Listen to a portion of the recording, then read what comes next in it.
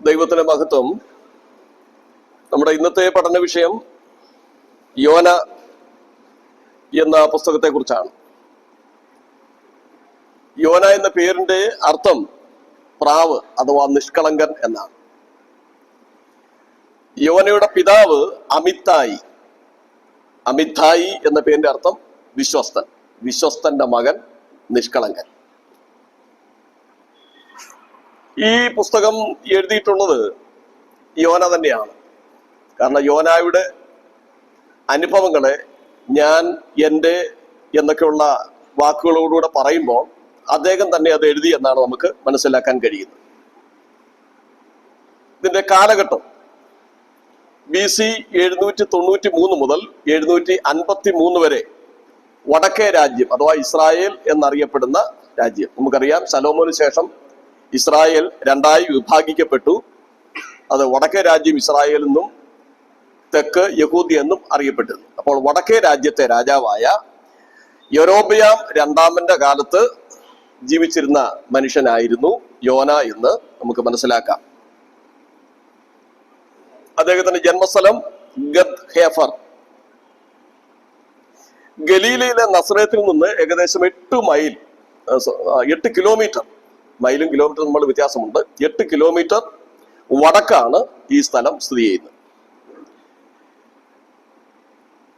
യോന ഏത് ഗോത്രക്കാരനാണ് എന്ന് ചോദിച്ചാൽ ആ രീതിയിൽ പറയുന്നില്ല. പക്ഷെങ്കിൽ ഈ ഗദ് ഹേഫർ എന്ന് പറയുന്ന സ്ഥലം സെബൂലൂൻ ഗോത്രത്തിൽപ്പെട്ടതാണ്. യോശുവ 19:13 നാം അത് വായിക്കുന്നുണ്ട്. അതുകൊണ്ട് സെബൂലൂൻ ഗോത്രക്കാരനാണ് യോന എന്ന് നമുക്ക് മനസ്സിലാക്കാം. ഇസ്രായേലിലെ ഒന്നാമത്തെ വിദേശ മിഷണറി എന്നുള്ള ഒരു സൽപ്പേര് യോനായ്ക്കുണ്ട്. അതേപോലെ അനുസരണഘട്ട പ്രവാചകൻ എന്നുള്ള ഒരു ദുഷ്പേരും യോനായ്ക്ക് ഉണ്ട്. അപ്പൊ ഒരു സൽപ്പേരും ഒരു ദുഷ്പേരും ഉണ്ട്, അത് മനസ്സിലാക്കാം. യോന ചരിത്ര പുരുഷനാണ് എന്ന് യേശുക്രിസ്തു പറഞ്ഞിട്ടുണ്ട്.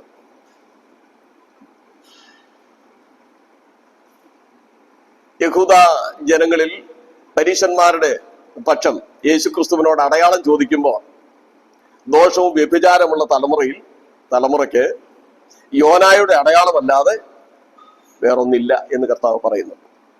അപ്പോൾ യോന ജീവിച്ചിരുന്ന ഒരു വ്യക്തിയാണ്, കേവലം കഥാപാത്രമല്ല, ഒരു കെട്ടുകഥയല്ല എന്നുള്ളത് നമുക്കത് മനസ്സിലാക്കാം. അതുകൊണ്ട് തന്നെ ഇത് കാനോനികമാണ്. യോനായുടെ പ്രവചനം നിറവേറിയതായിട്ട് രാജാക്കന്മാരുടെ 2-ാം പുസ്തകം 14-ാം അധ്യായം 25-ാമത് വാക്യം സൂചിപ്പിക്കുന്നുണ്ട്. യോന പ്രവചിച്ചത് ആ കാലഘട്ടത്തിൽ നിറവേറി എന്ന് പറയുന്നു. ഈ പറയുന്ന കാര്യങ്ങൾ ലെക്ചർ നോട്ട് നിങ്ങൾ തയ്യാറാക്കുമ്പോൾ പ്രിന്റഡ് നോട്ടില് 1-1.5 പേജ് മാത്രമേ ഉള്ളൂ. ഈ കാര്യങ്ങൾ അതിൽ വരത്തില്ല. അതുകൊണ്ട് ഈ പറയുന്ന കാര്യങ്ങൾ നിങ്ങൾ നോട്ട് ചെയ്യുന്നത് നന്നായിരിക്കും. ബൈബിൾ വായിക്കുന്നതിൽ നിങ്ങൾ എന്നെ സഹായിക്കുക. രാജാക്കന്മാരുടെ 2-ാം പുസ്തകം 14-25 വാക്യം യോനായുടെ പ്രവചനം നിറവേറിയതായി, ചരിത്ര നിവൃത്തിയായി സൂചിപ്പിക്കുന്നു.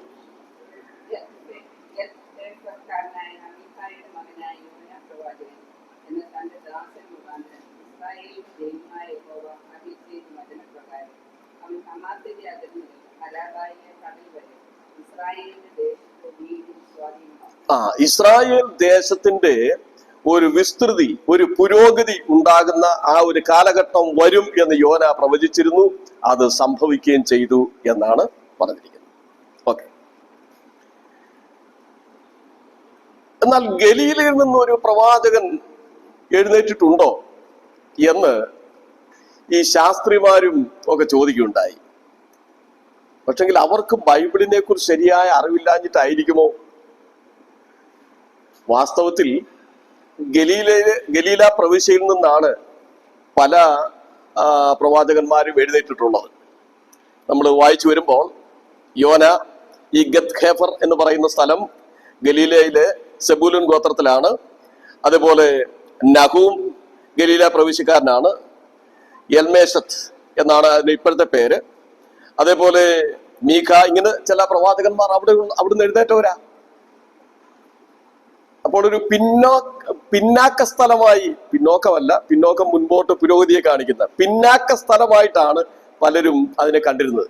അതുകൊണ്ടാണല്ലോ ഒരിക്കൽ പീലിപ്പോസ് നഥനയേലിനോട് മശിഹായെ കണ്ടെത്തി എന്നൊക്കെ പറയുമ്പോൾ, മശിഹ എവിടുത്തുകാരന, നസ്രേത്തുകാരനായ എന്ന് നസ്രേത്തിൽ വല്ല നന്മയും ഉണ്ടാകുമോ എന്ന് ചോദിച്ചു.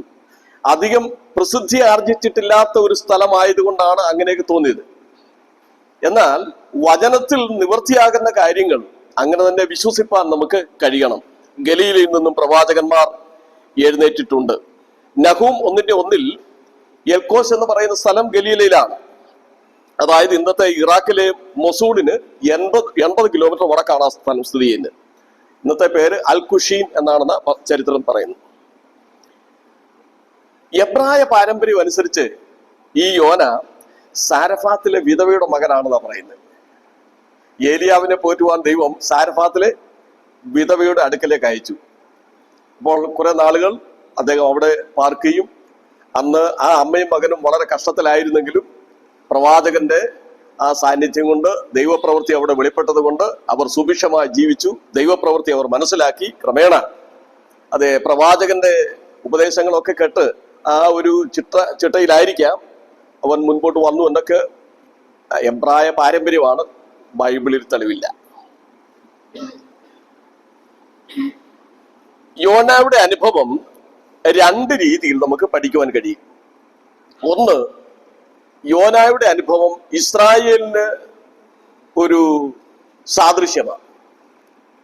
2, യേശുക്രിസ്തു വരുവാനിരുന്ന യേശുക്രിസ്തുവിന്, ഇപ്പോൾ ചരിത്രത്തിൽ വന്നു കഴിഞ്ഞ ക്രിസ്തുവിന് ഒരു നിഴലുമായിരുന്നു. നമുക്ക് ആ രീതിയിൽ പഠിപ്പാൻ കഴിയും. ഈ പുസ്തകത്തിന്റെ പശ്ചാത്തലം, അശൂരിന്റെ തലസ്ഥാനമാണ് നിനവെ എന്ന് പറയുന്നത്. ഈ നിനവെ അക്കാലത്ത് ഒരു പ്രതിസന്ധിയിൽ അകപ്പെട്ടു. ആ ഒരു സമയത്താണ് പ്രവാചകന്റെ ഈ സന്ദേശം അവിടെ എത്തിക്കേണ്ടത്. അതായത് അശൂർ അയൽ രാജ്യമായ ഈ അർമേനിയയുടെ ഒരു പർവ്വത പ്രദേശമായ ഉരാർട്ടു എന്ന് പറയുന്ന ആ പ്രദേശത്തിന് വേണ്ടി യുദ്ധം ചെയ്തു. അങ്ങനെ ശത്രു സൈന്യം നഗരത്തിന് അടുത്തു വന്നു. ഈ നീനവേ നഗരം പിടിച്ചെടുക്കുവാനുള്ള ഏകദേശ അടുപ്പത്തിലായി. അങ്ങനെ ജനം കഷ്ടത്തിലായിരിക്കുന്ന ഒരു സമയമാണ്. ഈ സമയമാണ് ദൈവം യോനായെ അവിടേക്ക് അയക്കുന്നത്. അല്പചരിത്രം പിൻപോട്ട് ചിന്തിച്ചാൽ നിനവേ പട്ടണം പണിതത് നിമ്രോദാണ്. ഉൽപ്പത്തി പുസ്തകം 10:11. അശൂർ രാജാവായ സൽമനേസർ നിനവേയിൽ ഒരു കൊട്ടാരം പണിത് പിന്നീട് തിഗ്ലത്ത് പിലേസറിന്റെ കാലത്ത് നിനവേ അശൂർ രാജ്യത്തിന്റെ തലസ്ഥാനവുമാക്കി എന്നാണ് ചരിത്രം പറയുന്നത്. അങ്ങനെ ക്രമേണ അതൊരു വലിയ രാജ്യത്തിന്റെ തലസ്ഥാനമായി മാറി. അപ്പോൾ അശൂർ രാജ്യത്തിന്റെ എല്ലാ സംസ്കാരവും അവിടെ ഉണ്ടായിരുന്നു എന്നുള്ളത് മനസ്സിലാക്കണം. ഒരു കാലത്ത്, അതായത് BC 810 മുതൽ 782 വരെയുള്ള കാലയളവിൽ ആ രാജ്യം ഭരിച്ചിരുന്ന സെമിനസ് എന്ന രാജ്ഞിയുടെയും തന്റെ പുത്രൻ ആദത് നിരാരിയുടെയും കാലത്ത് ഏകദൈവ വിശ്വാസം ഉണ്ടായിരുന്നു എന്ന് ചരിത്രം പറയുന്നു.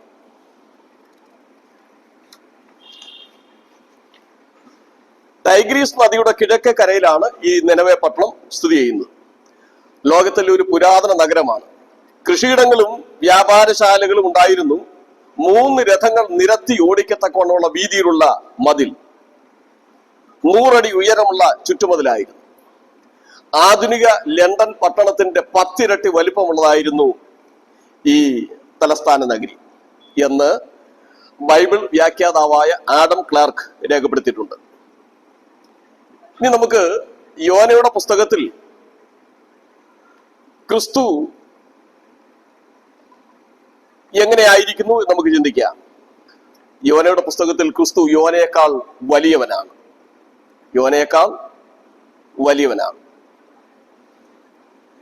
യോനയെ സംബന്ധിച്ച് ഓരോ അധ്യായങ്ങൾ നാം പഠിച്ചു വരുമ്പോൾ 3 വിധ ഓട്ടത്തെ കുറിച്ചാണ് നാം പഠിച്ചു വരുന്നത്. യോനായുടെ 3 വിധ ഓട്ടം, അതാണ് അതിന്റെ ഒരു സംഗ്രഹം എന്ന് പറയുന്നത്.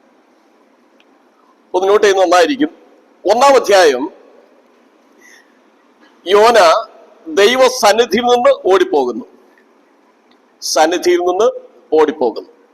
Running away from God. ദൈവ സന്നിധിയിൽ നിന്ന് ഓടിപ്പോകുന്നു. അതൊരു ഫ്ലീയിങ് ആണ്. ദൈവസന്നിധിയിൽ നിന്ന്, ലക്ഷ്യത്തിൽ നിന്ന് തെറ്റിമാറുന്ന ഒരു അനുഭവം. 2-ാമത്തെ അധ്യായം, യോന ദൈവസന്നിധിയിലേക്ക് ഓടുന്നു. ദൈവസന്നിധിയിലേക്ക് ഓടുന്നു. റണ്ണിങ് ടു ഗോഡ്, ദൈവത്തിങ്കിലേക്കുള്ള ഓട്ടം. അപ്പോഴുള്ള തന്റെ അനുഭവം എന്ന് പറഞ്ഞാൽ പ്രേയിങ്, പ്രാർത്ഥന. 3-ാം അധ്യായം, യോനയുടെ ഓട്ടം ദൈവത്തോട് കൂടെയാണ്. റണ്ണിങ് വിത്ത് ഗോഡ്, ദൈവത്തോട് കൂടെ. അത് പ്രസംഗ സമയമാണ്, പ്രീച്ചിങ്, പ്രേയിങ്, പ്രീച്ചിങ്.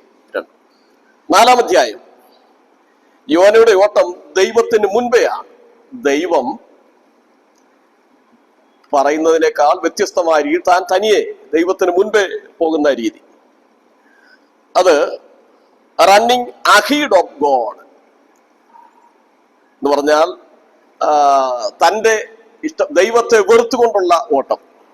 അതാണ് നമുക്ക് മനസ്സിലാക്കാൻ പറ്റുന്നത്. മറ്റു രീതിയിൽ പറഞ്ഞാൽ കംപ്ലൈനിങ് ആണ്. ഒത്തിരി പരാതികൾ പറയുന്ന ഒരനുഭവം. ഫ്ലീയിങ്, പ്രേയിങ്, പ്രീച്ചിങ്, കംപ്ലൈനിങ്. ഓക്കെ. യോന ഓടിപ്പോകാനുള്ള കാരണം എന്താണ്? 1-ാം അധ്യായത്തിൽ യോനയുടെ ഓട്ടം ആ രീതിയിലാണല്ലോ. 1-ാമത്തെ കാര്യം, യഹൂദൻ അഥവാ എബ്രായൻ എന്ന് പറയുന്നത് ദൈവത്തെ കണ്ടവരുടെ, പിതാക്കന്മാർ ദൈവത്തെ കണ്ടവരാണ്. അങ്ങനെയുള്ള ഒരു പാരമ്പര്യം. മറ്റുള്ളവർ, ജാതികൾ നരകത്തിൽ തീ കത്തുന്നതിന് വേണ്ടിയുള്ള ഇന്ധനമാണ്, അവരാരും ദൈവത്തിനുള്ളവരല്ല എന്നൊക്കെ ഒരു കാഴ്ചപ്പാട് അവർക്കുണ്ടായിരുന്നു. അതുകൊണ്ട് ജാതികളെ കൊന്നുമുടിക്കുന്നതിന് അവർക്ക് ഒരിക്കലും ഒരു ഭയമുണ്ടായിരുന്നില്ല. അപ്പോൾ ജാതികളെ രക്ഷിക്കുന്നതിൽ ഈ യോനയ്ക്ക് താല്പര്യം ഉണ്ടായില്ല. മറ്റൊന്ന്, അശൂർ ഇസ്രായേലിന് എപ്പോഴും ഭീഷണിയായിരുന്നല്ലോ. അപ്പോൾ ഭീഷണി ഉണ്ടാക്കിക്കൊണ്ടിരിക്കുന്ന ഇവരെ എന്തിനാ രക്ഷിക്കുന്നത് എന്നൊരു ചിന്ത അദ്ദേഹത്തിന് ഉണ്ടായി കാണും. അശൂർ ക്രൂരന്മാരായിരുന്നു. ചരിത്രം പറയുന്നത്, നാസിർപാൽ യുദ്ധത്തിൽ അടിമകളാക്കിയവരെ കൊല്ലുകയും അതേപോലെ പലരെയും ജീവനോടെ കൈകാലുകളും മൂക്കും ചെവിയും ഛേദിച്ചു കളഞ്ഞ് കണ്ണ് ചൂഴ്ന്നെടുത്തു. അങ്ങനെ ഉള്ള ക്രൂരകൃത്യങ്ങൾ ചെയ്യുന്നവരായിരുന്നവർ. തിഗ്ലത്ത് പിലേസറിന്റെ കാലത്ത് അടിമകളെ ജീവനോട് തോലുരിച്ച് നിർത്തുമായിരുന്നു എന്നാണ് പറയുന്നത്. സ്ത്രീകളെ വഷളാക്കി മൃഗീയമായി കൊന്ന് ആനന്ദം കൊണ്ടിരുന്നു. വധിക്കുന്ന അടിമകളുടെ തല കൂട്ടിയിട്ട് തങ്ങളുടെ വിജയ ചിഹ്നമായി അവർ പ്രദർശിപ്പിക്കുമായിരുന്നു. ഇങ്ങനെയുള്ള ക്രൂരന്മാരായ അശൂർ ആ നിനവേക്കാരെ എന്തിനാണ് രക്ഷിക്കുന്നത് എന്നുള്ള ചിന്ത യോനായ്ക്കുണ്ടായിപ്പോയി. അതുകൊണ്ട് യോന വഴി തിരിഞ്ഞ് ചിന്തിച്ചു. പക്ഷെങ്കിൽ തിരുവെടുത്തെന്ന് പറയുന്നു, റോമർ 3:29, ദൈവം യഹൂദന്മാരുടെ മാത്രം ദൈവമോ ജാതികളുടെയും ദൈവമല്ലയോ? അതെ, ജാതികളുടെയും ദൈവം ആകുന്നു. ദൈവം എല്ലാവരുടെയും സൃഷ്ടിതാവാണ്. അതുകൊണ്ട് എല്ലാ മനുഷ്യരെയും ദൈവം സ്നേഹിക്കുന്നു എന്നുള്ളതാണ്, ദൈവത്തിന്റെ കരുണയാണ് ഈ അധ്യായത്തിൽ പ്രകീർത്തിക്കപ്പെടുന്നത്. യോന കർത്തവ്യത്തിൽ നിന്ന് ഓടിപ്പോകുന്നു. അത് നിനവയിൽ നിന്ന് തർശീസ് വർത്തകന്മാരുടെ കപ്പലിൽ ആണ് യാത്ര ചെയ്യുന്നത്. ഒരു പക്ഷെങ്കിൽ അദ്ദേഹം യാത്ര ചെയ്ത് അങ്ങനെ കപ്പൽ യാത്രയ്ക്ക് വേണ്ടിയുള്ള ഒരുക്കങ്ങളൊക്കെ ചെയ്ത് അവിടേക്ക് ചെല്ലുമ്പോൾ നിനവയിലേക്ക് പോകാനുള്ള കപ്പൽ കണ്ടില്ല എന്ന് വന്നേക്കാം. അപ്പോഴിതാ അനുകൂലമായിട്ട് തർശീസ് വർത്തകന്മാരുടെ കപ്പൽ ഇവിടെ ഉണ്ട്. ലോഹ വ്യാപാരികളായ തർശീസ് വർത്തകന്മാർ അവിടെ ചെന്നാൽ ബിസിനസ്സിലെ പങ്കാളികളാകാം. അപ്പോൾ വലിയ വരുമാനമൊക്കെ ഉണ്ടാകും. ഒരു പക്ഷെങ്കിൽ ഞാൻ ചിന്തിച്ചത് ശരിയായിരിക്കാം, ഈ ക്രൂരന്മാരായ മനുഷ്യരെ രക്ഷിക്കാൻ ഞാൻ എന്തിനാണ് ബന്ധപ്പെട്ട് അവിടേക്ക് പോകുന്നത്? അവിടേക്കുള്ള വണ്ടി ഇപ്പൊ ഇല്ല, അവിടേക്കുള്ള ഷിപ്പും ഇപ്പോ ഇല്ല. ഒരു നന്മയുടെ വശം ഇപ്പോൾ കണ്ടിരിക്കുന്നു, ഇത് അനുകൂലമാണ്. ചില സാഹചര്യങ്ങൾ നമുക്ക് അനുകൂലമെന്ന് തോന്നിയാലും അത് ദൈവഹിതമായിരിക്കണമെന്ന് ഇല്ല. സദൃശവാക്യങ്ങൾ 16:25 വായിക്കുന്നു, ചിലപ്പോൾ ഒരു വഴി മനുഷ്യന് ചൊവ്വായി തോന്നും, അതിന്റെ അവസാനമോ മരണവഴികൾ അത്രേ. യോന തിരഞ്ഞെടുത്തത് അതൊരിക്കലും ശുഭമായിരുന്നില്ല, ദൈവത്തിന്റെ ആഗ്രഹത്തിൽ നിന്ന് വ്യത്യസ്തമായിരുന്നു. 2-ാം അധ്യായം നാം വായിക്കുമ്പോൾ യോനയുടെ ഓട്ടം ദൈവസന്നിധിയിലേക്കാണ്, റണ്ണിങ് ടു ഗോഡ്. പിന്മാറിപ്പോകുന്ന ഒരു മനുഷ്യൻ ഒരിക്കലും പുരോഗതിയിലേക്കല്ല പോകുന്നത്, അധോഗതിയിലേക്കാണ്. യോന കപ്പൽ കയറി, കപ്പലിന്റെ അടിത്തട്ടിലായി, അവിടെ നിന്നും തന്നെ കടലിലെറിഞ്ഞു, കടലിന്റെ ആഴത്തിൽ നിന്ന് മത്സ്യത്തിന്റെ വയറ്റിലായി. അങ്ങനെ മത്സ്യത്തിന്റെ വയറ്റിൽ ആഴത്തിൽ കിടന്ന്, പാതാളത്തിൽ കിടന്ന് അയ്യം വിളിക്കുന്ന യോനയെ നമുക്ക് കാണാം. പടിപടിയായി താഴോട്ടാണ് പിന്മാറ്റക്കാരൻ പോകുന്നത്. പാതാളത്തിന്റെ വയറ്റിൽ നിന്ന് അയ്യം വിളിക്കുന്ന ആ യോനയെ സംബന്ധിച്ച് അവൻ മഹാകഷ്ടത്തിലായി എന്നുള്ളതാണ്. ദൈവ ഉദ്ദേശപ്രകാരം ദൈവത്തിന്റെ ചില ഉദ്ദേശ നിവൃത്തിക്കായി തിരഞ്ഞെടുക്കുന്നവരെ സംബന്ധിച്ച് അവർ പിന്മാറിപ്പോയാലും ചില പരിശോധനകൾ കൂടി മടക്കി വരുത്തുക എന്നുള്ളത് ദൈവത്തിന്റെ പദ്ധതിയാണ്. ഒരു മത്സ്യം ഒരു മനുഷ്യനെ വിഴുങ്ങിയെന്നും 3 ദിവസം സുരക്ഷിതമായി സൂക്ഷിച്ചു എന്നൊക്കെ പറയുമ്പോൾ അത് വിശ്വസനീയമാണോ? ഈ ഒരു വിഷയം കൊണ്ട് തന്നെ പലപ്പോഴും യോനായെ കുറിച്ചും യോനായുടെ പുസ്തകത്തെ കുറിച്ചും ഒക്കെ ചിലർ സംശയം പ്രകടിപ്പിക്കാറുണ്ട്. എന്നാൽ ചരിത്രത്തിൽ തെളിവുണ്ട്. വാഷിംഗ്ടണില് പ്രൊഫസർ JS വാമ്പത്തിന്റെ നേതൃത്വത്തിൽ പിടിച്ചു സൂക്ഷിച്ചത് ആ മഹാമത്സ്യത്തിന്റെ വലിപ്പം എന്ന് പറയുന്നത് 45 അടി നീളമായിരുന്നു, 23 അടി വണ്ണം, അതിന്റെ വായിക്ക് 38 ഇഞ്ച് വലിപ്പം, നാക്കിന് 40 ഇഞ്ച് നീളം, 30 ഇഞ്ച് കട്ടിയുള്ള തോലുണ്ടായിരുന്നു, 15 ടൺ ഭാരം ഉണ്ടായിരുന്നു. ഇതിന് ദഹനക്കേടില്ല, 40 യോനാമാരെ വിഴുങ്ങാൻ കഴിയുമെന്നാണ് ഗവേഷകർ പറഞ്ഞിരിക്കുന്നത്. മറ്റൊന്ന്, ഫ്ലോറിഡയുടെ തീരത്ത് നിന്ന് 1912 ഒരു മഹാമത്സ്യത്തെ പിടിച്ചു. വാഷിംഗ്ടണിലെ സ്മിത്ത് ഇൻസ്റ്റിറ്റ്യൂട്ടിൽ അതിന്റെ അസ്ഥികൂടം പ്രദർശിപ്പിച്ചിട്ടുണ്ട്. അതിന് 45 നീളവും 38 ഇഞ്ച് വലിപ്പവുമുള്ള വായു ഉണ്ടായിരുന്നു, 30,000 റാത്തൽ ഭാരമുണ്ടായിരുന്നു. അതിന്റെ വയറ്റിൽ നിന്നും 1000 റാത്തൽ ഭാരമുള്ള ബ്ലാക്ക് ഫിഷ് ഉണ്ടായിരുന്നു എന്നാണ് പറയുന്നത്, എടുത്തു എന്നാണ് പറയുന്നത് ജീവനത്തോടെ പിടിക്കുമ്പോൾ. മറ്റൊന്ന്, കേരളത്തിൽ കോഴിക്കോട് ബേപ്പൂർ കടപ്പുറത്ത് 1974 നവംബർ 11 അവിടെ കരയിലേക്ക് വലിച്ചു കയറ്റിയ മഹാമത്സ്യത്തിന് 28 അടി നീളവും 15,000 കിലോ ഭാരവും 20 അടി വണ്ണവും 5 അടി ഉയരവും ഉണ്ടായിരുന്നതായി പത്രത്തിൽ വാർത്ത വന്നത് പലരും ഓർക്കുന്നുണ്ടല്ലോ. മറ്റൊന്ന്, 3 ദിവസം വരെ മത്സ്യത്തിന്റെ വയറ്റിൽ മനുഷ്യന് ജീവിക്കാമെന്ന് തെളിയിച്ച മറ്റൊരു ചരിത്ര സംഭവമുണ്ട്. 1758 1771 തിമിംഗലങ്ങൾ വിഴുങ്ങി ശേഷം ഛർദിച്ചിട്ട 2 പേർ ജീവിച്ച കാര്യം 1972 ഒക്ടോബറിൽ ഒരു പത്രം പ്രസിദ്ധീകരിച്ചിട്ടുണ്ടായിരുന്നു. അത് ഈ ഞായറാഴ്ചയുള്ള സപ്ലിമെന്റ്.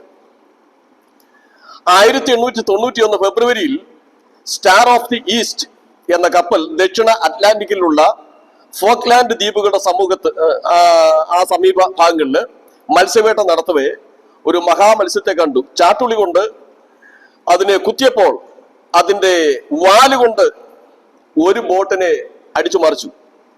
അതിലുണ്ടായിരുന്ന 2 പേരും കടലിൽ വീണു. ഒരുത്തൻ കുറച്ചു കഴിഞ്ഞപ്പോൾ ചത്തു പൊങ്ങി, ആഴത്തിലേക്ക് പോയി, അങ്ങനെ മുങ്ങി ചത്തു. മറ്റാളിനെ കാണാനില്ലായിരുന്നു. എന്നാൽ 2 ബോട്ടുകളാണ് ഇറക്കിയത്, കപ്പലിൽ നിന്ന് ഇറക്കിയത്. അടുത്ത ബോട്ടിലുണ്ടായിരുന്നവർ അതിനെ കീഴ്പ്പെടുത്തി അങ്ങനെ കരയിലെത്തിച്ചു. 2 ദിവസം കൊണ്ട് അതിന്റെ കൊഴുപ്പ് എടുക്കുന്ന ജോലി നടത്തി.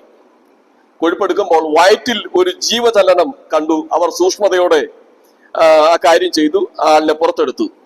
കാണാതായ ജെയിംസ് ബെഡ്ലി എന്ന മനുഷ്യൻ അബോധാവസ്ഥയിലായിരുന്നു. അദ്ദേഹം മരിച്ചിട്ടില്ല, ശ്വാസം കിട്ടാതെ അബോധാവസ്ഥയിലായിരുന്നു എന്നാണ് പറയുന്നത്. 3 ദിവസമായിട്ടും അദ്ദേഹം മരിച്ചില്ലല്ലോ. അപ്പോൾ ഇത്രയൊക്കെ ചരിത്ര സംഭവങ്ങൾ യോനായുടെ വിഷയവും അത്ര വലിയ അതിശയമായി നമുക്ക് അതിശയമല്ലെന്ന് പറയാൻ പക്ഷെങ്കിൽ അത് സാധുതയുള്ള ഒരു കാര്യമാണ് എന്ന് മനസ്സിലാക്കാം. അതുകൊണ്ട് യോനായെ ഒരു കടൽ മത്സ്യം, ഒരു വലിയ മത്സ്യം വിഴുങ്ങിയെന്ന് പറയുന്നതും നിനവയുടെ തീരത്ത് കൊണ്ട് ഛർദ്ദിച്ചു എന്ന് പറയുന്നതും ഒരു യാഥാർത്ഥ്യം തന്നെയാണ്. ഈ ചരിത്ര സംഭവങ്ങൾ അതിന് സാക്ഷ്യം വഹിക്കുന്നു. അപ്പോൾ യോന ദൈവത്തോട് പ്രാർത്ഥിച്ചു, ദൈവനോട് കരുണ കാണിച്ചു. അവൻ ടിക്കറ്റ് എടുക്കാതെ എവിടെ എത്തി? നിനവയില് എത്തി. അദ്ദേഹം തന്നെ ശുശ്രൂഷ ആരംഭിക്കുകയാണ്. 3-ാമത്തെ ഓട്ടം ദൈവത്തോടു കൂടെ, റണ്ണിങ് വിത്ത് ഗോഡ്. അദ്ദേഹത്തിന്റെ പ്രസംഗം ആരംഭിക്കുക. അദ്ദേഹം 6 വാക്കുകളുള്ള ഒരു വലിയ മെസ്സേജാണ് അവിടെ കൊടുത്തത്. അർത്ഥം കൊണ്ട് വലിയ മെസ്സേജാണ്. നമുക്ക് നോക്കാം അതെന്തായിരുന്നു എന്ന്. നോക്കിയേ, യോനായുടെ പുസ്തകം 3-4 വാക്യം. യോനായുടെ പുസ്തകം 3-4 വാക്യം.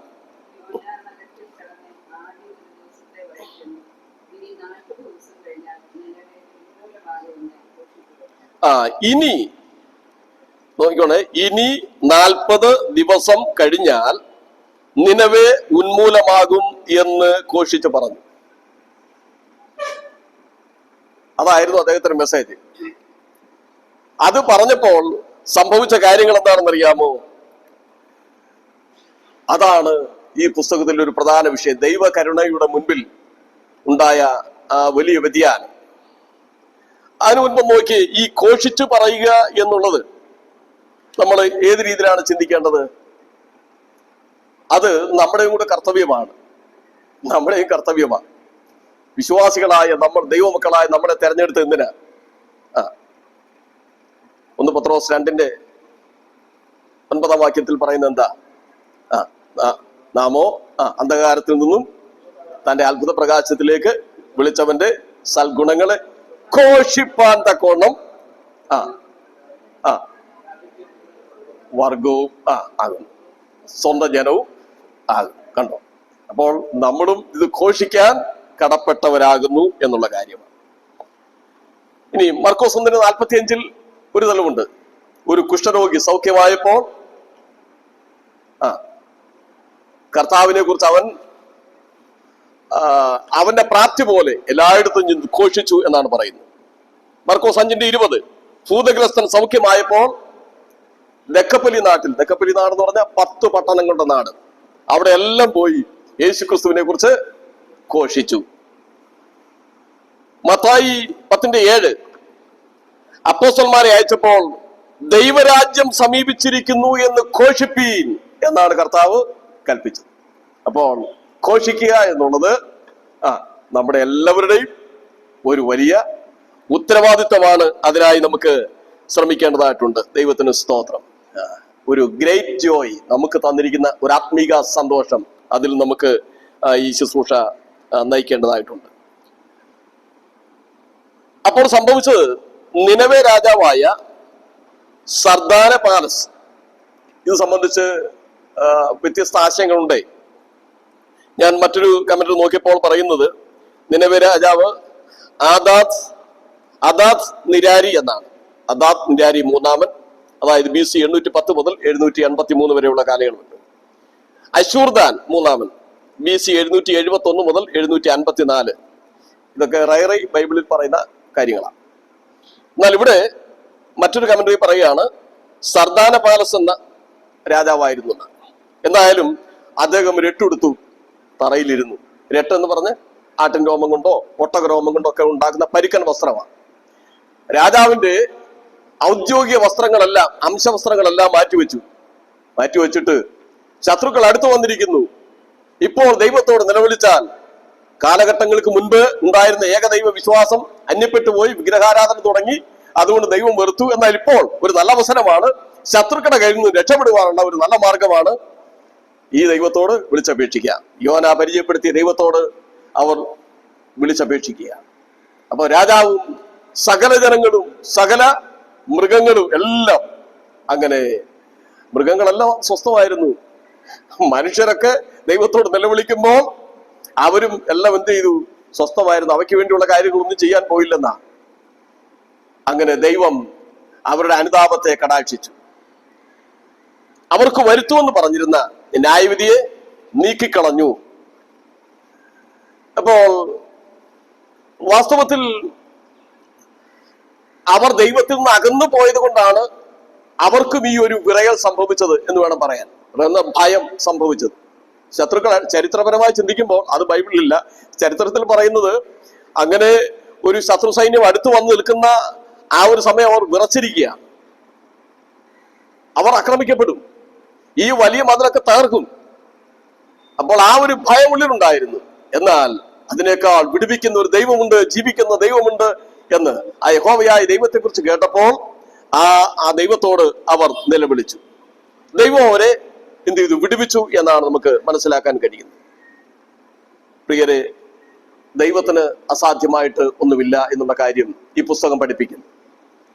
ഏത് പാപിയെയും ദൈവം സ്നേഹിക്കുന്നു, ഏത് പിന്മാറ്റക്കാരനെയും ദൈവം സ്നേഹിക്കുന്നു.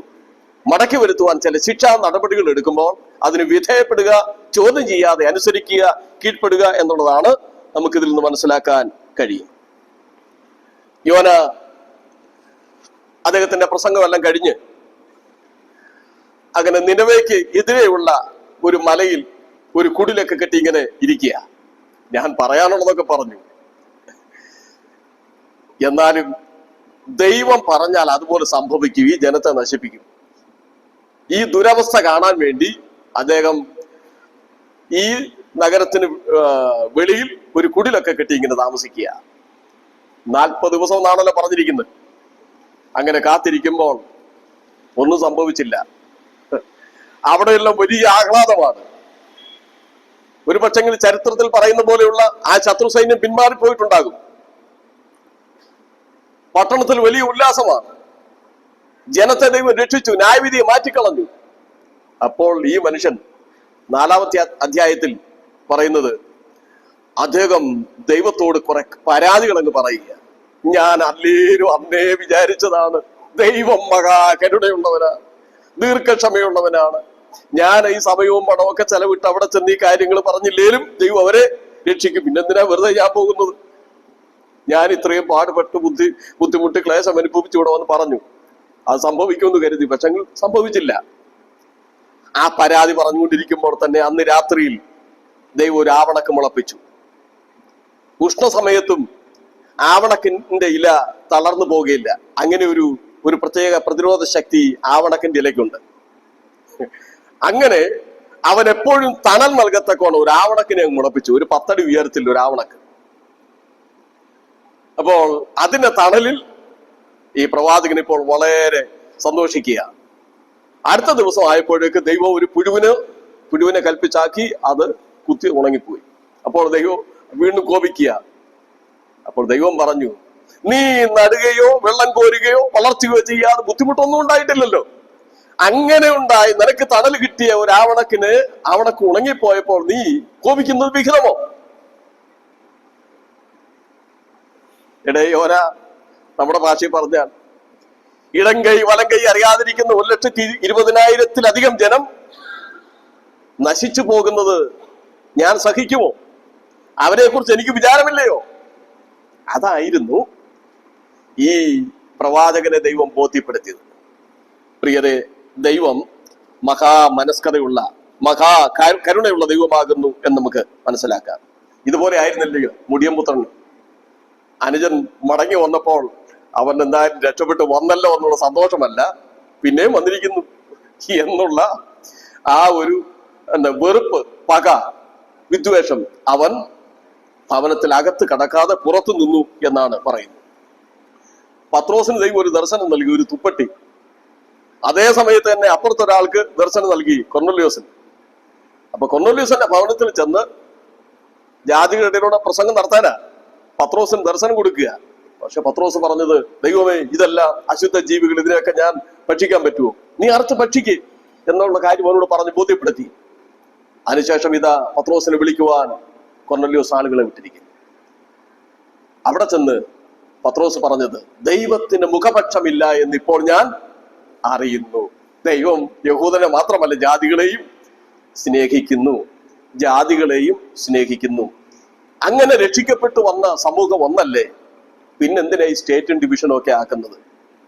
അതുകൊണ്ട് നാം മനസ്സിലാക്കണം, ദൈവമക്കൾ ഒന്നായി പോകുന്ന, ഒരേ ആത്മാവിനെ പാനം ചെയ്തിരിക്കുന്ന എല്ലാവരും ആ ഒരു കാഴ്ചപ്പാടിൽ തന്നെ തുടരേണ്ടിയിരിക്കുന്നു.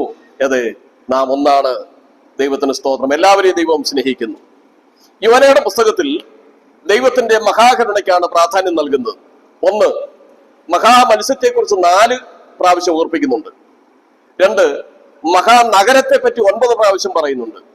യോനയെ പറ്റി 18 പ്രാവശ്യം പറയുന്നുണ്ട്.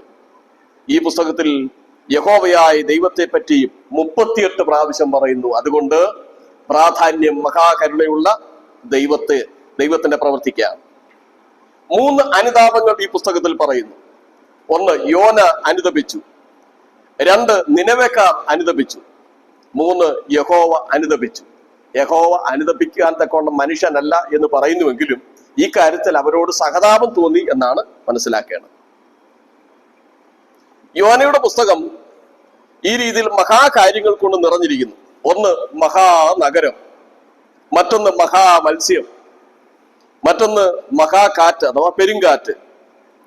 മഹാദൈവം, മഹാഭയം, മഹാമാനസാന്തരം, മഹാ അനിഷ്ടം, ലാസ്റ്റ് 1 മഹാകരുണ. ഈ പുസ്തകത്തിൽ നമുക്കത് മനസ്സിലാക്കാൻ കഴിയും. ഇതിൽ അയ്യോഭാവം തോന്നരുതോ എന്ന് ദൈവം പറയുന്നു. അതിന്റെ മൂലഭാഷയുടെ ശരിയായ അർത്ഥം മൂടുക എന്നത്രേ. നമുക്ക് മനസ്സിലാക്കാൻ കഴിയും, നിയമത്തിന്റെ കൽപ്പനകള് വച്ചിരുന്ന ആ നിയമപ്പെട്ടകത്തിന്റെ മുകളിലാണ് കൃപാസനം. ഈ കൃപാസനം ഈ നിയമ കൽപ്പനകൾ വച്ചിരിക്കുന്ന ഈ പെട്ടകത്തെ മൂടിയിരിക്കുക. മനുഷ്യന്റെ തെറ്റുകളെ, പാപങ്ങളെ ദൈവത്തിന്റെ കരുണ കൊണ്ട് മൂടുന്നത് കൊണ്ടാണ് മനുഷ്യൻ ഈ ഭൂമുഖത്ത് ഇന്നും നിൽക്കുന്നത്. മറ്റൊന്ന്, റോമാലേഖനത്തിൽ പറയും പോലെ നമ്മുടെ കർത്താവ് നമുക്ക് വേണ്ടി പ്രായശ്ചിത്തം ആയി തീർന്നു. മറയ്ക്കുന്നവൻ യേശുക്രിസ്തു മുഖാന്തരം നമ്മുടെ പാപങ്ങളെ മറച്ചു, നമ്മുടെ ലംഘനങ്ങളെ ക്ഷമിച്ചു. അതുകൊണ്ടാണ് നമുക്ക് ദൈവത്തോട് അടുത്തു വരുവാൻ കഴിഞ്ഞിരിക്കുന്നത്. യോന ഇസ്രായേലിന്റെ ഒരു മുൻകുറിയാണ്. ഏതൊക്കെ രീതിയിലാണ്? യോനയെ പോലെ ഇസ്രായേലിനെ ദൈവം തെരഞ്ഞെടുത്തതാണ്. ആവർത്തനം 14:2. യോനായെ ദൈവം തെരഞ്ഞെടുത്തല്ലേ, അതുപോലെ ഇസ്രായേലിനെ ദൈവം തെരഞ്ഞെടുത്തതാണ്. ആവർത്തനം 14:2. യോനയെ പോലെ ഇസ്രായേൽ ദൈവത്തിന്റെ സാക്ഷികളാകേണ്ടവരാണ്. യെശയ്യാവ് 43:10. 43:10. യോനയെ പോലെ ഇസ്രായേൽ ദൈവത്തോട് അനുസരണക്കേട് കാണിച്ചു. പുറപ്പാട് 32:1 മുതൽ 4 വരെയുള്ള വാക്യങ്ങൾ. യോനയെ പോലെ ഇസ്രായേൽ നിമിത്തം ജാതികൾ ദൈവത്തെ അറിഞ്ഞു. യോന കപ്പലിൽ ചെന്നപ്പോഴേ, നീ ഒരു അവനൊരു എബ്രായനാണെന്നും കടലും കരയും ഉണ്ടാക്കിയ ദൈവത്തിന്റെ ദാസനാണെന്നൊക്കെ പറഞ്ഞപ്പോൾ അവർ ഭയപ്പെട്ടു. യഹോവ എന്നുള്ള നാമം കേട്ടപ്പോഴേ അവർ ഭയപ്പെട്ടു. അവനെ കടലിൽ എറിഞ്ഞതിന് ശേഷം എന്ത് ചെയ്തു? ആ ദൈവത്തിന് അവർ യാഗം കഴിച്ചു എന്നാണ്. അപ്പോൾ ഇതുപോലെ അതുപോലെ ഈ സംഭവം യോന ഇങ്ങനെ കടലാനിലൂടെ ഈ കടൽ മത്സ്യത്തിന്റെ വയറ്റിൽ നിന്ന് രക്ഷപ്പെട്ടു വന്നതാണെന്നൊക്കെ നിനവേക്കാർ അറിഞ്ഞപ്പോൾ അങ്ങനെ സംരക്ഷിച്ച, അങ്ങനെ പ്രവർത്തിച്ച ദൈവത്തെ അവരും ഭയപ്പെട്ടു. ഇതേപോലെ ജാതികളാകുന്ന സമുദ്രത്തിൽ ലോകത്തിന്റെ വിവിധ ഭാഗങ്ങളിലേക്ക് ഇസ്രായേൽ ചിതറിക്കപ്പെട്ടു. അവർ ചെന്ന സ്ഥലങ്ങളിലെല്ലാം ഏകദൈവ വിശ്വാസത്തെ കുറിച്ച് പ്രചരിപ്പിക്കപ്പെട്ടു. ജീവനുള്ള ദൈവത്തെ കുറിച്ചുള്ള വിശ്വാസം ഉണ്ടായി. റോമർ 11:11. അവരുടെ ഭ്രംശം ജാതികൾക്ക് രക്ഷയ്ക്ക് കാരണമായി. അതേപോലെ യോനയെ പോലെ ഇസ്രായേൽ ജാതികളുടെ മധ്യേ സുരക്ഷിതരായിരിക്കുന്നു. യിരെമ്യാവ് 30:11. യോന കടലാനയുടെ വയറ്റിൽ സുരക്ഷിതമായിരുന്നില്ലേ? ഇതുപോലെ ഇന്നും നശിച്ചു പോകാതെ ദൈവം ഒരു ജനവിഭാഗത്തെ സൂക്ഷിക്കുന്നു ലോക ചരിത്രത്തിൽ.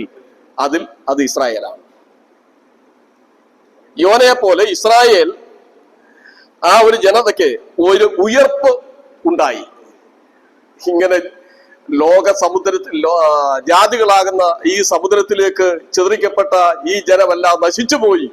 അവരെ ലക്ഷങ്ങൾ ഇങ്ങനെ നശിപ്പിച്ചു കളഞ്ഞിട്ടും പിന്നെ ഒരു ശേഷിപ്പുണ്ടായി, അവർക്കൊരു ഉയർപ്പുണ്ടായി. എന്നാണെന്നറിയാമോ? 1948 മെയ് 15 അവർ ഒരു രാഷ്ട്രമായി പിറന്നു. യെശയ്യാവ് 66:8. ഒരു ദേശം ഒരു ദിവസം കൊണ്ട് പിറക്കുമോ? ഒരു ജാതി ഒന്നായിട്ട് തന്നെ പിറക്കുമോ? അതെ, നശിച്ചു പോയി എന്ന് ലോകം കരുതിയ ആ ജാതി വീണ്ടും ഉയർത്തു വന്നു. ഇത് യോനായെ നിലവിൽ ശ്രദ്ധിച്ചതുപോലെ വീണ്ടും അവൻ ജീവിച്ചതുപോലെയുള്ള ഒരു അനുഭവമാണ്. യോന ഇനി ക്രിസ്തുവിന്റെ നിഴലാണ്. യോനായുടെ പിതാവ് അമിത്തായിയുടെ അർത്ഥം എന്തായിരുന്നു? വിശ്വസ്തൻ. യോന നിഷ്കളങ്കൻ. ദൈവം വിശ്വസ്തനാണെന്നുള്ളൊരു വാക്യം നിങ്ങൾ ഒന്ന് പറഞ്ഞേ. 1 കൊരിന്ത്യർ 1:9 പറയുന്ന എന്താ? കർത്താവായ യേശു ക്രിസ്തുവിന്റെ കൂട്ടായ്മയിലേക്ക് നമ്മെ വിളിച്ച ദൈവം വിശ്വസ്തൻ, ഇല്ലേ? വിശ്വസ്തൻ. യേശു ക്രിസ്തു നിഷ്കളങ്കനാണെന്ന് ഒന്ന് പറയുന്ന ഒരു വാക്യം ഓർത്തു നോക്കിയേ. 1 പത്രോസ് 1:19. അവിടെ എന്താണ് പറയുന്നത്? അതെ, നിഷ്കളങ്കനായ യേശു ക്രിസ്തുവിന്റെ രക്തമാണ് നമുക്ക് വീണ്ടെടുപ്പ് വിലയായി തീർന്നത്. അപ്പൊ യേശു ക്രിസ്തു നിഷ്കളങ്കൻ. അപ്പോൾ വിശ്വസ്തന്റെ മകൻ നിഷ്കളങ്കൻ. പിതാവായ ദൈവം തന്റെ പുത്രനെ ഈ ലോകത്തിലേക്ക് അയച്ചപ്പോൾ അവൻ നിഷ്കളങ്കനായിരുന്നു. ഇനി മറ്റൊന്ന് മനസ്സിലാക്കാൻ കഴിയുന്നത്, യേശു ക്രിസ്തുവും ഗലീലെ നസ്രത്തിലാണ് വളർന്നത്. അവൻ ബേത്ലഹേമിൽ ജനിച്ചു. ഗലീലിയ പ്രവിശ്യയിലാണല്ലോ യോനയും അങ്ങനെ വന്നത്. ക്രിസ്തുവും ദൈവത്താൽ നിയോഗിക്കപ്പെട്ട ആളാണ്. മത്തായി സുവിശേഷം 1:22.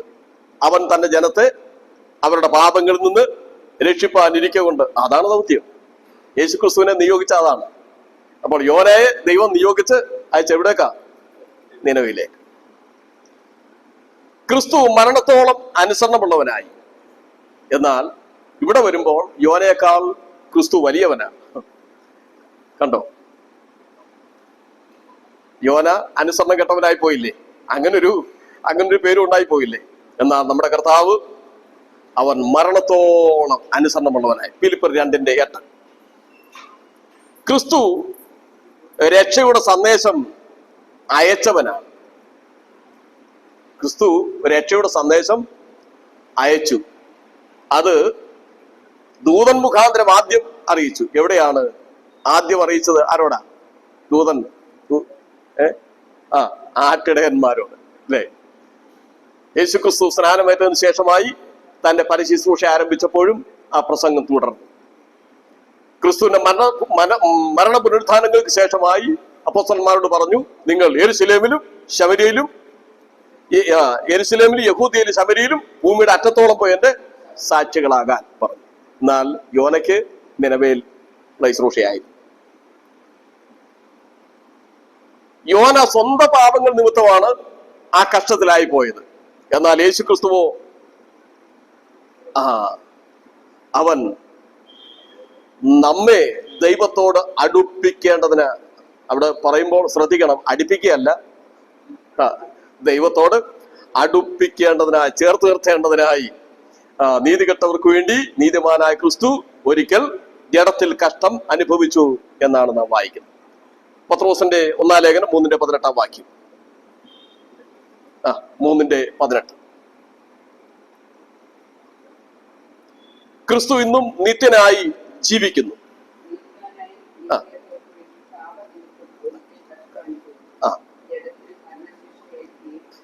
ആത്മാവിൽ ജീവിപ്പിക്കപ്പെടുകയും ചെയ്യും.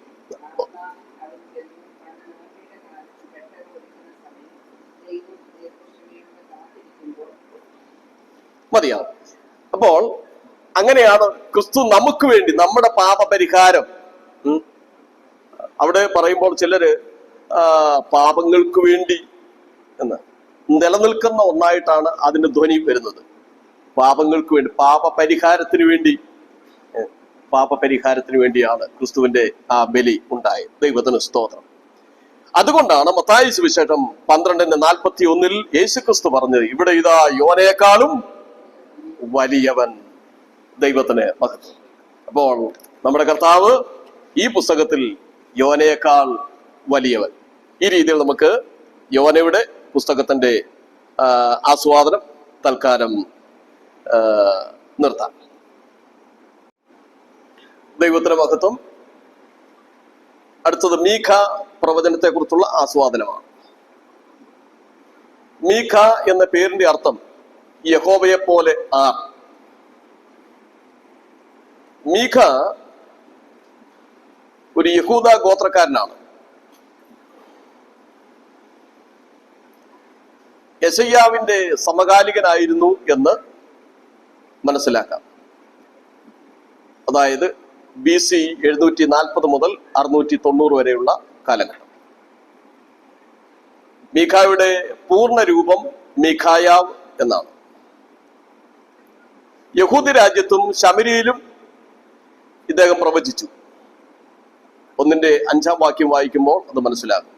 യോഥാം, ആഹാസ്, ഹിസ്കിയാവ് എന്നീ രാജാക്കന്മാരുടെ കാലത്തായിരുന്നു മീഖായുടെ ശുശ്രൂഷ. യെശയ്യാവ് കൊട്ടാരത്തിലും മീഖ ഗ്രാമീണ ജനങ്ങളുമായും ഇടപഴകി എന്ന് നമുക്ക് മനസ്സിലാക്കാം. മീഖായുടെ ശുശ്രൂഷയാൽ ഹിസ്കിയാവിന്റെ കാലത്ത് യെരുശലേമിൽ ഉണർവുണ്ടായി എന്ന് ബൈബിൾ സാക്ഷ്യം പറയുന്നു. മീഖ 7:8 തന്റെ തിരിച്ചറിയൽ രേഖ വ്യക്തമാക്കുന്നു.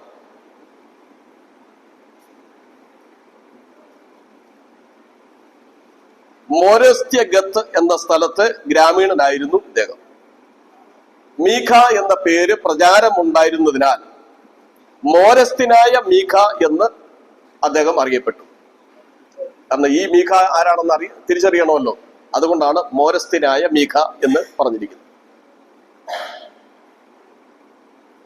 മീഖായുടെ പ്രവചനം 100 വർഷം കഴിഞ്ഞു വന്ന യിരെമ്യാവിന്റെ പ്രവചനത്തിൽ, അതായത് 26:18 വാക്യത്തിൽ എടുത്തു പറയുന്നു എന്നുള്ളത് കൊണ്ട് മീഖ ഒരു ചരിത്ര പുരുഷനായി തന്നെ നമുക്ക് മനസ്സിലാക്കാം.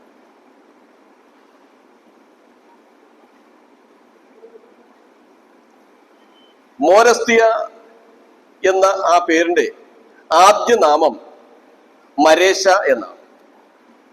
യോശുവയുടെ പുസ്തകം 15:20-44 ഈ വാക്യങ്ങളിൽ അത് തെളിവായി പറയുന്നു. അതുകൊണ്ടാണ് മീഖ യഹൂദ ഗോത്രക്കാരൻ എന്ന് പറയുന്നത്. യോശുവ 15:20-44 വാക്യങ്ങളിൽ യഹൂദ ഗോത്രത്തിന്റെ അവകാശ ഭൂമിയായ മോരസ്തിയെ കുറിച്ച് പറയുന്നു. അതിന് മരേശ എന്ന് പറയും. മരേശ ഇങ്ങനെ പറയുന്നു. മോരസ്ത്യൻ എന്ന് പറയുന്നത് അത് യഹൂദ ഗോത്രത്തിന്റെ അവകാശ ഭൂമിയാണ്. അവിടെയുള്ള ആളായതുകൊണ്ടാണ് യഹൂദ ഗോത്രക്കാരൻ എന്ന് പറയുന്നത്. മീഖ ഏത് ഗോത്രക്കാരൻ എന്ന് ചോദിച്ചാൽ അത് ബൈബിളിൽ ഇല്ലല്ലോ എന്ന് പറയരുത്. അത് മീഖ പ്രവചനത്തിൽ ഇല്ലെങ്കിലും ഇങ്ങനെ ഒരു അന്വേഷണത്തിൽ കണ്ടെത്താൻ പറ്റും.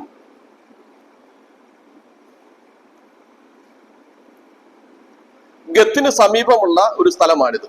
ഗത്ത് ഫെലിസ്ത്യ ദേശത്തിന് അടുത്തുള്ള ഭാഗമാണ്. ഈ സ്ഥലത്തുകൂടെയാണ് ജനം ഈ ഫെലിസ്ത്യ ദേശത്ത് ഒക്കെ പോകാറുള്ളത്. അശൂരിന്റെ ഭീഷണി യഹൂദയ്ക്കും ബാധകമായി. ആ സമയത്ത് സഹായത്തിനായി യഹൂദ പ്രതിനിധികൾ ഗത്തിലൂടെ മിസ്രൈമിൽ പോയി വരുന്നത് ഈ പ്രവാചകൻ കണ്ടു.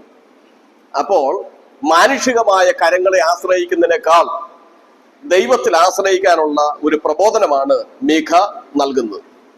ചരിത്ര പശ്ചാത്തലം: ഭരണാധികാരികളുടെയും പ്രഭുക്കന്മാരുടെയും അഴിമതിയും പീഡനങ്ങളും ദരിദ്ര ജനങ്ങളോടുള്ള ക്രൂരതയും മീഖ തന്റെ പ്രവചനത്തിലൂടെ തുറന്നു കാട്ടി. കള്ളപ്രവാചകന്മാരെയും അവർക്ക് കൂട്ടുനിൽക്കുന്ന പുരോഹിതന്മാരെയും മീഖ ശക്തമായി വിമർശിച്ചു. അറിവ് സമ്പാദിക്കുന്നതിനായി ഭൂതങ്ങളുടെ ലോകവുമായി ബന്ധം പുലർത്തുന്ന കള്ളപ്രവാചകന്മാർ അക്കാലത്തുണ്ടായിരുന്നു. ഇത് ദൂതാരാധന.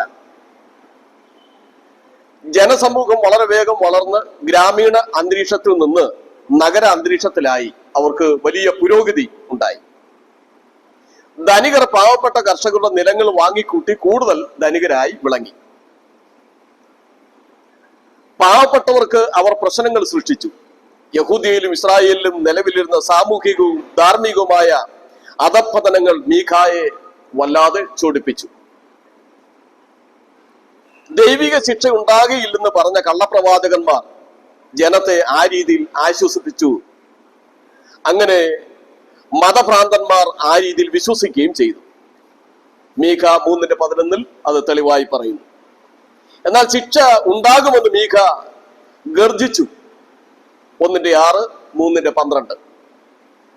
മതത്തിന് ശരിയായ ഒരു നിർവചനം മീഖ പറയുന്നു. ഈ പുസ്തകം അത് പഠിപ്പിക്കുന്നു. വായിക്കാം. മീഖായുടെ പ്രവചനം 6:6 മുതൽ 8 വരെയുള്ള വാക്യങ്ങൾ. മീഖായുടെ പ്രവചനം 6:6 മുതൽ 8 വരെയുള്ള വാക്യങ്ങൾ.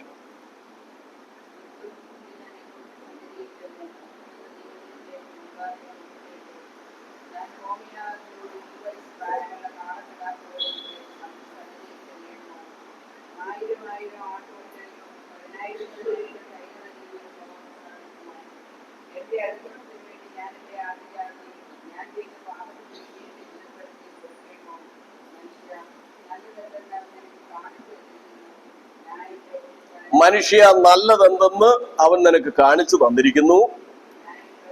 ന്യായം പ്രവർത്തിക്കുക, ദയാതൽപരനായിരിക്കുക, നിന്റെ ദൈവത്തിന്റെ സന്നിധിയിൽ താഴ്മയോടെ നടക്കുക. ഇതാണ് ശരിയായ മതം. ദൈവം മതം സൃഷ്ടിച്ചെന്നല്ല, ദൈവം ആഗ്രഹിക്കുന്ന രീതിയിലുള്ള ഒരു സംസ്കാരം. ദൈവത്തിന് സ്തോത്രം. പക്ഷെ ഇതിൽ നിന്ന്, ഈ നിലവാരത്തിൽ നിന്ന് ജനം അധപ്പതിച്ചു പോയി. ഉള്ളടക്കം: കേൾപ്പീൻ എന്ന് ആവർത്തിച്ച് പറയുന്ന മീഖായുടെ സന്ദേശം ഈ പുസ്തകത്തെ 3ആയി വിഭജിക്കുന്നു. 1:2, 3:2-9, 6:1-9. കേൾപ്പീൻ എന്നാവർത്തിച്ചു പറഞ്ഞ് മീഖായുടെ സന്ദേശത്തെ 3ആയി വിഭജിച്ച് പഠിക്കാം. 1:2, 3:2-9, 6:1-9. 6:1-9. ഇതിൽ പ്രവാചകന്റെ ഭക്തി, ശുശ്രൂഷ, നീതിക്കായുള്ള ദാഹം, സാധുക്കളോടുള്ള മനസ്സലിവ്, ഇസ്രായേലിന്റെ യഥാസ്ഥാപനം എന്നീ കാര്യങ്ങളാണ് ഉള്ളടക്കം ചെയ്തിരിക്കുന്നത്. വിഭജനം: 1. ജാതികൾക്കുള്ള സന്ദേശം, അധ്യായം 1-2. 2. ഭരണാധികാരികൾക്കുള്ള സന്ദേശം, അധ്യായം 3 മുതൽ 5 വരെ. 3. തിരഞ്ഞെടുക്കപ്പെട്ടവർക്കുള്ള സന്ദേശം, അധ്യായം 6-7.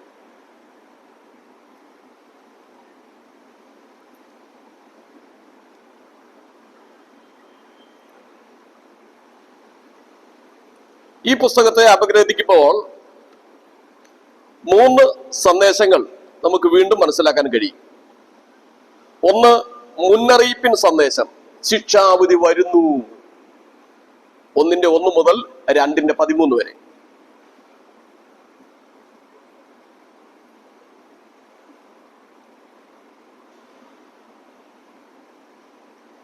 മുന്നറിയിപ്പിൻ സന്ദേശം, ശിക്ഷാവിധി വരുന്നു.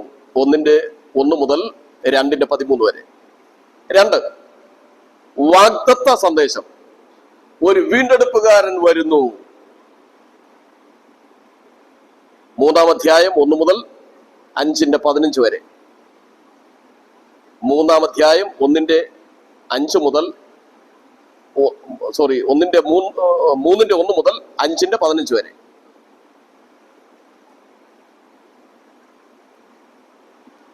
അടുത്തത് വെല്ലുവിളിയുടെ സന്ദേശം, യഹോവയ്ക്ക് തുല്യൻ ആർ. വെല്ലുവിളിയുടെ സന്ദേശം. യഹോവയ്ക്ക് തുല്യൻ ആർ. 6-ാം അധ്യായം 1 മുതൽ 7-20 വരെ. 6-ാം അധ്യായം 1 മുതൽ 7-20 വരെ.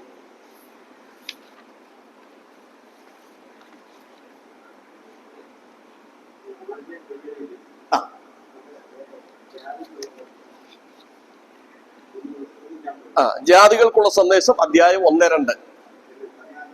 ഭരണാധികാരികൾക്കുള്ള സന്ദേശം 3 മുതൽ 5 വരെ. തെരഞ്ഞെടുക്കപ്പെട്ടവർക്കുള്ള സന്ദേശം 6-7 അധ്യായങ്ങൾ.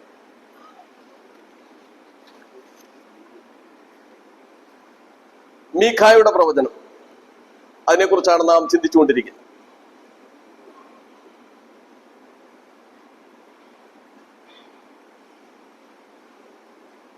യഹോവയായ കർത്താവ് എന്ന് പറഞ്ഞുകൊണ്ടാണ് മീഖ തന്റെ പ്രവചനം ആരംഭിക്കുന്നത്. എന്തുകൊണ്ടാണ് അങ്ങനെ ദൈവത്തെ സംബോധന ചെയ്യുന്നത്? യഹോവ എന്നത് ദൈവിക സ്വഭാവങ്ങൾക്ക് മാറ്റമില്ല എന്ന് ഉറപ്പിക്കുന്ന ഒരു നാമമാണ് യഹോവ. കർത്താവ് എന്നുള്ളതിന് ദൈവത്തിന്റെ പരമാധികാരത്തെ സൂചിപ്പിക്കുന്ന, ദൈവത്തിന്റെ പരമാധികാരത്തെ സൂചിപ്പിക്കുന്ന അഡോണായി.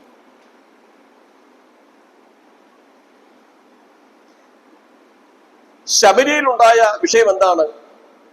അതായത് ഇസ്രായേലിൽ, ശമരിയ എന്ന് പറയുന്നത് ഇസ്രായേലിന്റെ തലസ്ഥാനമാണല്ലോ. ഇസ്രായേൽ രാജാവായ ഒമ്രി 2 താലന്ത് വെള്ളി കൊടുത്തു വാങ്ങിയ സ്ഥലമാണ്. ആ സ്ഥലത്തിന്റെ ഉടമയുടെ പേര് തന്നെയാണ് ഈ സ്ഥലത്തിനും നൽകിയത്. രാജാക്കന്മാരുടെ 1-ാം പുസ്തകം 16-ാം അധ്യായം 24-ാം വാക്യത്തിൽ നമുക്കത് വായിപ്പാൻ കഴിയും. രാജാക്കന്മാരുടെ 1-ാം പുസ്തകം 16-24. ഏകദേശം 200 വർഷത്തോളം ശമരിയ ഇസ്രായേലിന്റെ തലസ്ഥാനമായി നിലകൊണ്ടു. ഒമ്രി മുതൽ ഹോശെ വരെ 14 രാജാക്കന്മാർ ജനത്തെ വഴിതെറ്റിച്ചു. വിഗ്രഹാരാധനയുടെ കേന്ദ്രമാക്കി ഈ സ്ഥലത്തെ മാറ്റിക്കളഞ്ഞു. BC 721 സർഗോൻ 2-ാമന്റെ കാലത്ത് ശമരിയയിലെ ജനങ്ങളെ നാടുകടത്തി ജാതികളെ പകരം അവിടെ പാർപ്പിച്ചു. 300 അടി ഉയരമുള്ള ഈ പർവ്വത നഗരത്തിൽ വിഗ്രഹാരാധന കൊടികുത്തി വാഴുകയുണ്ടായി. അതുകൊണ്ടാണ് യഹോവയായ കർത്താവ്, ദൈവത്തിന്റെ ധാർമ്മിക സ്വഭാവങ്ങൾക്ക് മാറ്റമില്ലാതെ പരമാധികാരമുള്ളവനായ ആ ദൈവം പറയുന്നു, കേൾപ്പീ. അതാണ് പ്രവാചകൻ ഗർജിക്കുന്ന ശബ്ദത്തിന്റെ പ്രത്യേകത. കുറ്റപത്രം, പ്രവാചകൻ പറയുന്ന കുറ്റപത്രം 1-5 മുതൽ 7 വരെ. വിഗ്രഹാരാധനയാണ് ഏറ്റവും വലിയ പാപം. റോമാലേഖനത്തിൽ വായിക്കുന്ന പോലെ, അക്ഷയനായ ദൈവത്തിന്റെ തേജസ്സിനെ അവർ ക്ഷയമുള്ള മനുഷ്യൻ, പക്ഷി, നാൽക്കാലി, ഇഴജാതി എന്നിവയുടെ രൂപസാദൃശ്യമാക്കി മാറ്റിക്കളഞ്ഞു. പൂജാഗിരികൾ അവർ പണിതു.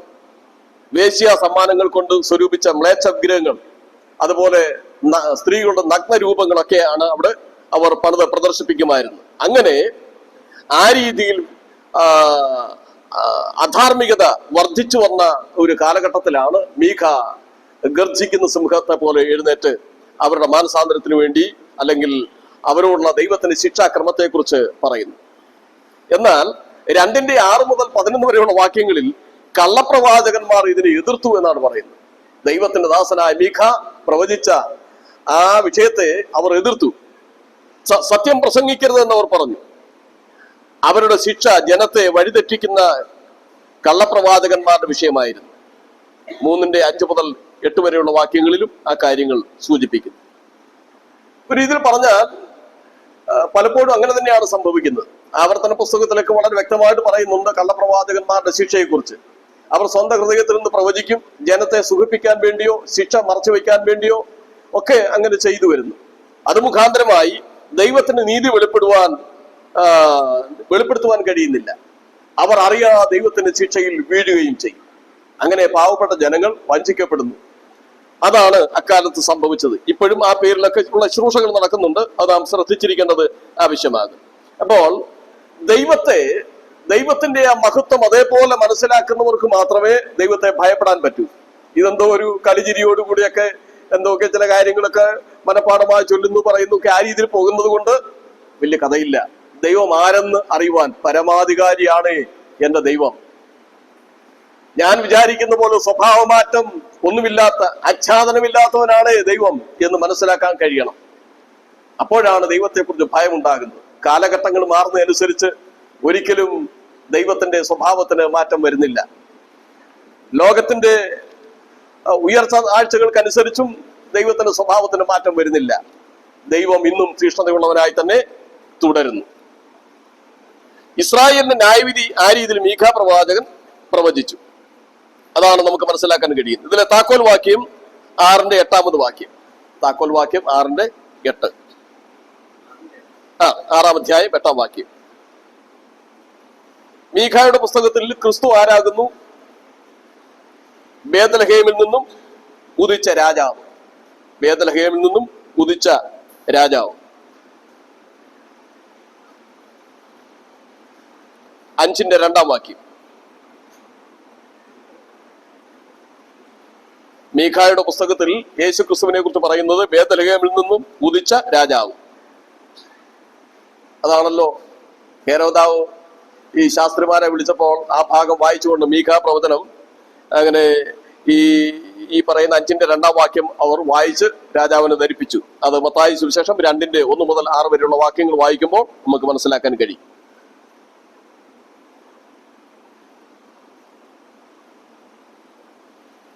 ഇതില് 7 അധ്യായങ്ങൾ, 105 വാക്യങ്ങൾ.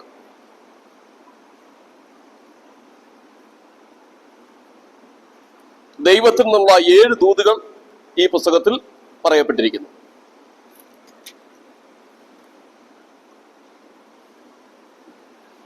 എന്നാൽ മടങ്ങി വരുന്ന ഇസ്രായേലിന് ദൈവം വാഗ്ദാനം നൽകുന്നു, വിടുതൽ വാഗ്ദാനം നൽകുന്നു. ദേശനിവാസികൾ അടിമകളായി പ്രവാസത്തിലേക്ക് പോകുമെങ്കിലും ഒരു ചെറിയ ശേഷിപ്പിനെ ദൈവം അവരുടെ നാട്ടിലേക്ക് മടക്കി വരുത്തുന്നുള്ള വാഗ്ദാനമാണ് മീഖാ പ്രവചിച്ചത്. യഹോവ അവരുടെ നല്ല ഇടയനായി ശോഭിക്കുന്നു. യഹൂദ ജനം ബാബേൽ പ്രവാസത്തിൽ നിന്നും മടങ്ങി വന്നപ്പോൾ ഈ പ്രവചനം ഭാഗികമായി നിറവേറി. 12-ാം വാക്യത്തിൽ മേച്ചിൽപ്പുറത്തെ ആട്ടിൻകൂട്ടത്തെ പോലെ ഞാൻ അവരെ ഒരുമിച്ച് കൂട്ടുമെന്ന് പറയുന്നു. സുവിശേഷ സന്ദേശത്താൽ യഹൂദനെയും വിജാതിയെയും ക്രിസ്തു ഒരേ ആട്ടിൻകൂട്ടമാക്കി തീർക്കുന്ന കാര്യമാണ് യോഹന്നാൻ 10:16 വായിക്കുന്നത്. യേശു ക്രിസ്തു മറ്റൊരു ഭാഗത്ത് പറയുന്നുണ്ടല്ലോ, ഈ തൊഴുത്തിൽ ഉൾപ്പെടാത്ത വേറെ ആടുകളും എനിക്കുണ്ട് എന്ന് പറയുന്നുവല്ലോ. 13-ാം വാക്യത്തിൽ തകർക്കുന്നവൻ എന്ന് പറയുന്നു. യേശു ക്രിസ്തു തകർക്കുന്നവൻ. എങ്ങനെ തകർക്കുന്നവനാണ്? അവിടെ നമുക്ക് മനസ്സിലാക്കാൻ കഴിയുന്നത് യേശുക്രിസ്തു ബന്ധനങ്ങളെ തകർക്കുന്നവനാണ്. യോഹന്നാന്റെ ലേഖനത്തിൽ നിന്ന് വായിക്കുന്നു, അവൻ പിശാചിന്റെ കെട്ടുകളെ അഴിപ്പാൻ പ്രത്യക്ഷൻ ആയി എന്നാണ്. ദൈവത്തിന് സ്തോത്രം. ഇനിയും എബ്രായർ 2:14 വാക്യത്തിൽ വായിക്കുമ്പോൾ മക്കൾ ജഡരക്തങ്ങളോട് കൂടിയവർ ആകൊണ്ട് അവനും അവരെ പോലെ ജഡരക്തങ്ങളോട് കൂടിയവനായി തന്റെ മരണത്താൽ ജീവപര്യന്തം മരണഭീതിയാൽ അടിമകളായിരുന്നവരൊക്കെയും അവൻ വിടുവിച്ചു എന്ന വാക്യം വായിക്കുന്നുണ്ടല്ലോ. അപ്പോൾ യേശു ക്രിസ്തു മരണത്തിന്റെ ബന്ധനത്തിൽ നിന്നും നമ്മെ വിടുവിക്കുന്നവനാ. അങ്ങനെ മരണത്തെ തകർത്ത് ജയാളിയായി തീർന്നവനാണ്. ലൂക്കോസ് 4:18-19 വാക്യങ്ങൾ. വെളിപ്പാട് 1:18 വാക്യത്തിലും നമുക്ക് മനസ്സിലാക്കാൻ കഴിയും. വെളിപ്പാട് 1:18 എന്താ പറയുന്നത്? യോഹന്നാനെ നീ പേടിക്കണ്ട, ഞാൻ മരിച്ചവനായിരുന്നു, എന്നാൽ നിങ്ങൾക്കും ജീവിച്ചിരിക്കുന്നു, മരണത്തിന്റെയും പാതാളത്തിന്റെയും താക്കോൽ എന്റെ കൈവശമുണ്ട് എന്നാണ് പറഞ്ഞത്. അഴിമതി നിറഞ്ഞ നേതാക്കളെ അദ്ദേഹം ശാസിച്ചു. ഇക്കാലത്തും അതത്ര സുഖകരമായി തോന്നുന്ന കാര്യമല്ല. സ്ഥലം സഭകളിലോ സംഘടനകളിലോ ഒക്കെയായി അഴിമതി കൊണ്ട് അത് നിറം പകർത്തുന്ന ധാരാളം ആൾക്കാരുണ്ട്. അവരെ നന്നാക്കാൻ വേണ്ടി ദൈവവചനപ്രകാരം പ്രബോധിപ്പിച്ചാൽ അവർ അംഗീകരിക്കാൻ ഒരു പക്ഷെങ്കിൽ താല്പര്യമുണ്ടാകുകയില്ല. അതിനുവേണ്ടി അശ്രാന്തം പരിശ്രമിച്ചാൽ ഒരു പക്ഷെങ്കിൽ സംഘടനയോ സമൂഹമോ സഭയോ ഒക്കെ രണ്ടായി തീരുവാനും സാധ്യതയുണ്ട്. അങ്ങനെ ഒരു കാലഘട്ടം കൂടിയാണ് ഇന്ന് എന്ന് മനസ്സിലാക്കും. മറ്റൊന്ന്, ഉപദേഷ്ടകന്മാരും പുരോഹിതന്മാരും 3:9 മുതൽ 11 വരെ കൈക്കൂലി വാങ്ങി ന്യായം മറിച്ചു കളയുന്ന ഒരു സമൂഹമായിരുന്നവർ. ഭരണാധിപന്മാരെയും ഒക്കെ അവരുടെ കയ്യിൽ നിന്ന് പണം വാങ്ങിയാണ് അവർക്ക് ഉപദേശം കൊടുക്കുമായിരുന്നത്. പുരോഹിതന്മാർ സമ്മാനം കിട്ടുമ്പോൾ അവരുടെ ഇംഗിതത്തിനനുസരിച്ച് നിൽക്കുമായിരുന്നു. പ്രവാചകന്മാർ അവർക്ക് സമ്മാനം കിട്ടുമ്പോൾ അതനുസരിച്ച് ലക്ഷണം പറയുമായിരുന്നു. മീഖ എന്നാൽ കഠിനമായി ശാസിച്ചു, അവർക്ക് ശിക്ഷ ഉണ്ടാകുമെന്ന് പ്രഖ്യാപിക്കുകയും ചെയ്തു. ഇതായിരുന്നു അന്നത്തെ ഉപദേഷ്ടകന്മാരും പുരോഹിതന്മാരും ചെയ്തു വന്നത്. പക്ഷെങ്കിൽ ദൈവത്തിന്റെ ദാസനായ മീഖായുടെ വേറിട്ട സ്വഭാവവും അതായിരുന്നു. മീഖായുടെ പ്രവചനം യിരെമ്യാവിനെ രക്ഷിക്കുന്നു. അതൊരു സുപ്രധാനമായ തെളിവാണ്. നേരത്തെ ഓർപ്പിച്ചല്ലോ, ഈ പ്രവചനത്തിന് ശേഷം 100 വർഷം കഴിഞ്ഞിട്ടാണ് യെരൂശലേം നശിക്കപ്പെടും എന്ന് യിരെമ്യാവ് പ്രവചിച്ചത്. അപ്പോൾ അന്നത്തെ രാജാവ് രാജ്യദ്രോഹ കുറ്റം ചുമത്തി യിരെമ്യാവിനെ തടവിലാക്കി. എന്നാൽ മീഖ ഈ കാര്യം നേരത്തെ പറഞ്ഞിട്ടുണ്ട്, യെരൂശലേമിന് നാശം ഉണ്ടാകുന്നു എന്ന് പറഞ്ഞിട്ടുണ്ട്. അത് തെളിവായി കിട്ടിയപ്പോൾ യിരെമ്യാവിനെ വെറുതെ വിട്ടു. യിരെമ്യാവിനെ കൊല്ലാൻ പിടിച്ചിട്ടതാ. പക്ഷെങ്കിൽ അങ്ങനെ മീഖായുടെ പ്രവചനം യിരെമ്യാവ് എന്ന പ്രവാചകനെ രക്ഷിക്കുന്നതിന് മുഖാന്തരമായി. പ്രിയരെ, ദൈവം തന്റെ ആത്മാവിലൂടെ എഴുതപ്പെട്ട വചനങ്ങൾ വായിക്കുകയും അത് വ്യാഖ്യാനിച്ചു കൊടുക്കുകയും ചെയ്യുന്നതിലൂടെ ദൈവിക സത്യങ്ങൾ മനസ്സിലാക്കുന്നത് കൊണ്ടാണ് നമുക്കും നിത്യജീവൻ ലഭിച്ചതും ദൈവത്തിന്റെ കരുണ അനുഭവിക്കുവാൻ അവസരം ഒരുക്കിയിരിക്കുന്നത്. അതുകൊണ്ട് നമുക്ക് ദൈവത്തെ സ്തുതിക്കാം. ഈ നല്ല ആശയങ്ങൾ പകർന്നിരിക്കുന്ന മീഖായുടെ പ്രവചനത്തെ ഓർത്തും നമുക്ക് ദൈവത്തെ സ്തുതിക്കാം. കൂടുതൽ കാര്യങ്ങൾ നമുക്ക് വീണ്ടും പഠിക്കാവുന്നതാണ്.